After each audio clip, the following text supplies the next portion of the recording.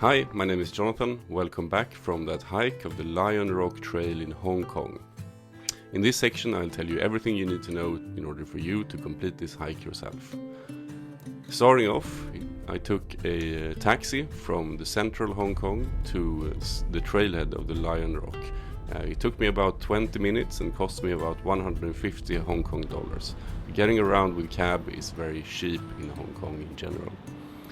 In total it took me about 3 hours to get to the top and then back down again, so it's a quite short hike. The trailhead starts from the road Lionrock Road, named after the famous rock formation, which looks like lion.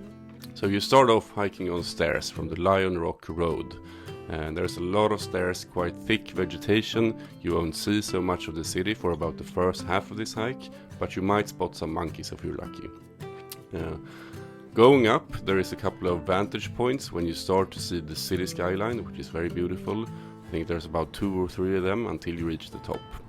I got to the summit around 5:30 and around 6 o'clock the time set in February. So I would advise you to do the same to catch that sunset. There is a lot of people on the trail, so if you want a remote experience, I advise you go in the morning and try to catch the sunrise instead. Once reaching the top, it's fairly simple, hiking up to actually sit on the top of the Lionrock head.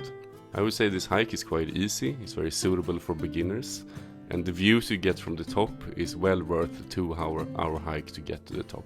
So one thing you should consider is that if you're doing this hike to view the sunset, it does get really dark afterwards, so it's really good to bring a flashlight to find your way down again, as some parts are a little bit steep.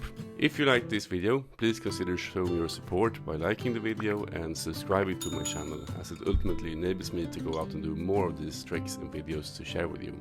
Thank you very much for watching. Bye.